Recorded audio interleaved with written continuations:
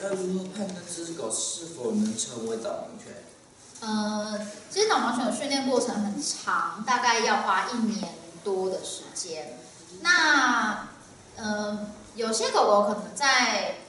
训练的前期，我们就会发现它有一些不适合的状况。那如果可以顺利训练到后期，那我们的评断标准，当然主要第一个是它的工作技能，它在这些我们教给它的导盲犬的工作上面，比如说它是不是能够很准确的停在路口啊，或者是主人下的指令上是不是都可以很准确的执行，像这些是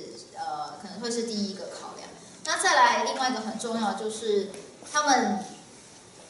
使用起来安不安全，就是这只狗狗有没有危机意识。比如说路上最容易遇到的危险就是交通，比如说车子啊、摩托车等等的。